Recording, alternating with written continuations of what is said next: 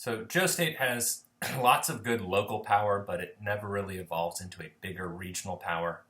It relies on culture that, in many ways, is focused on a command of bronze, statecraft like the mandate of heaven to maintain leadership among a bunch of different competing powers.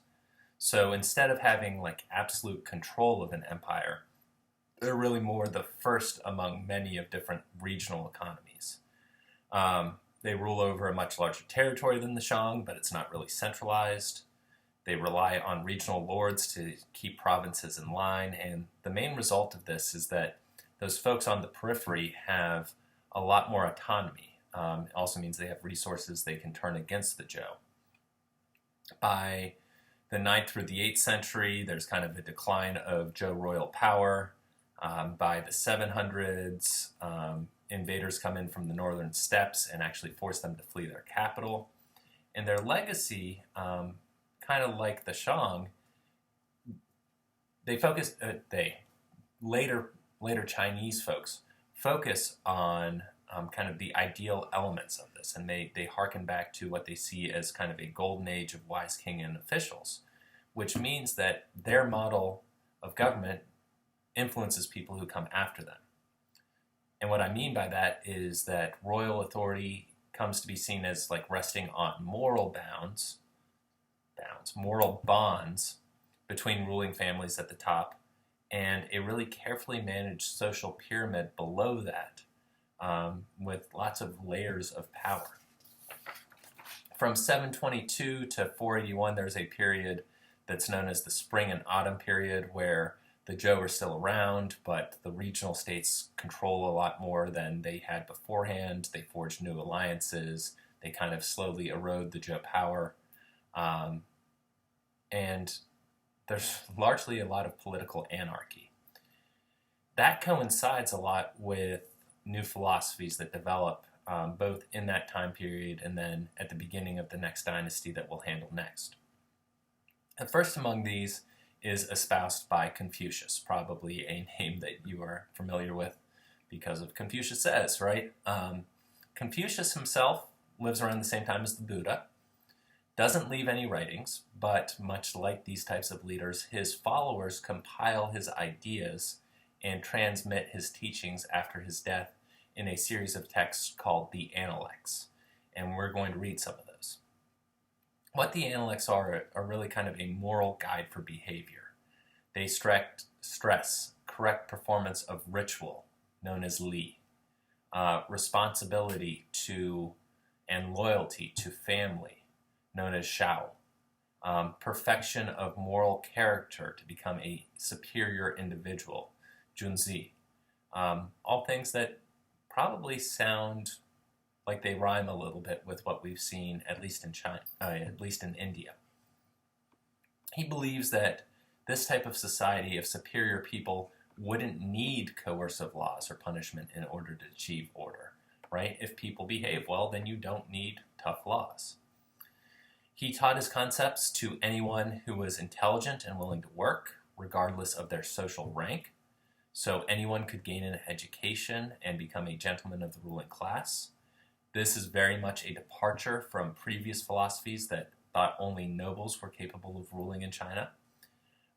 He did distinguish between gentlemen rulers and commoners, which supports a bit of a social hierarchy, but one that rests way more on education than it does on birth. So we'll dig into the Analects a little bit more later.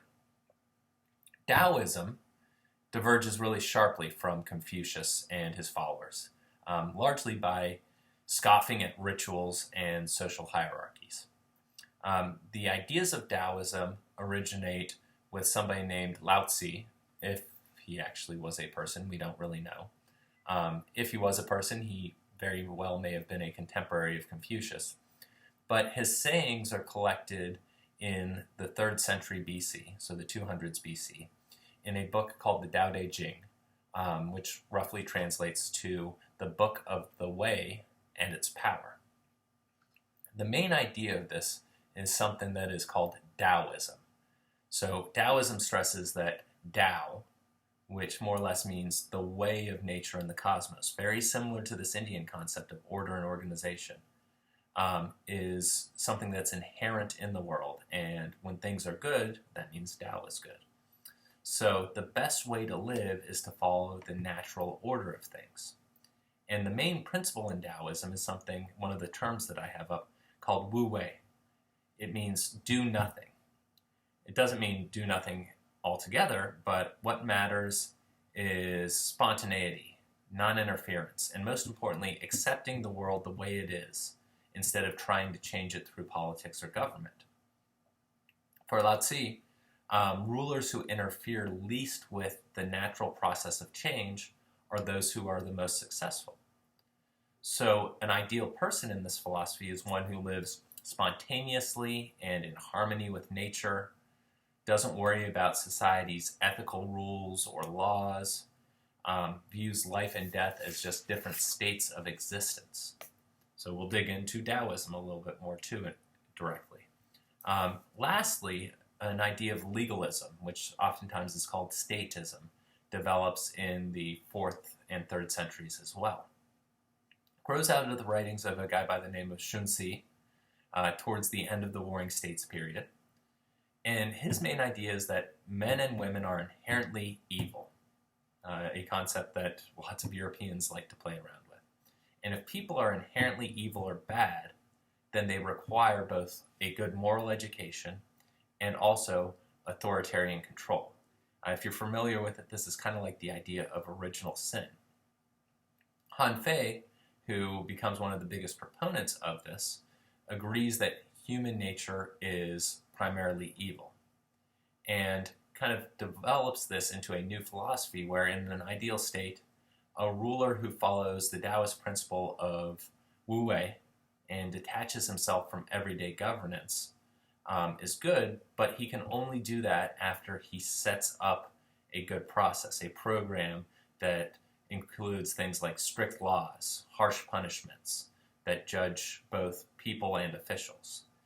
And the idea of the establishment of a uniform law and a uniform application of that law would keep people's evil nature in check, at which point you could kind of step back and not interfere anymore.